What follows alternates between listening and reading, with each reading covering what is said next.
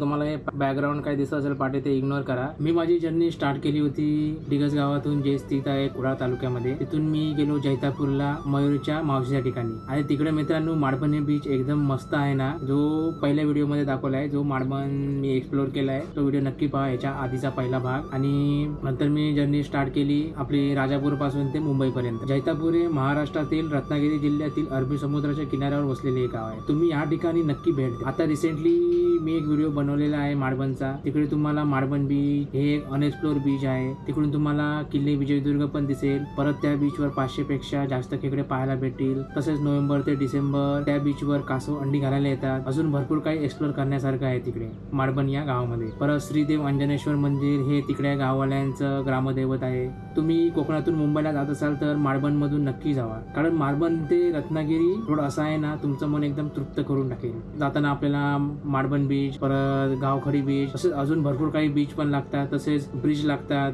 एकदम मन तृप्त करणारे। आणि मुंबई गोवा हायवे बद्दल बोलायला गेलं तर रोड एकदम चांगलाच आहे, फक्त लांजा ते संगमेश्वर पर्यंत रोड एकदम घाण आहे, म्हणजे धुळीने पूर्ण ना तुम्ही ना धुळीने व्यापून जाणार। परत तर हा रोड पकडूच नका लांजा ते संगमेश्वर पर्यंत। तुम्ही कोकणातून जात असाल मुंबईला तर वाटोळा राईट मारा, तो डायरेक्ट देवरुख साखरपा मार्गे डायरेक्ट तुम्हाला संगमेश्वरला बाहेर पडेल डेपो जवळ। आणि मुंबईतून तुम्ही येत असाल तर डेपोच्या पुढे लेफ्ट दिसेल, तिथून तुम्ही डायरेक्ट देवरुख साखरपा मार्गे डायरेक्ट वाटोळा बाहेर पडणार। रोड एकदम मस्त आहे, फक्त मध्ये थोडं पॅच जरा खराब दिसेल, पण बाकी एकदम रोड मस्त आहे। आणि तुम्हाला जर हा माझा व्हिडिओ आवडला असेल तर नक्की लाईक करा आणि शेअर करा आणि सबस्क्राईब करायला विसरू नका। तर भेटूया अशाच एका नवीन व्हिडिओ।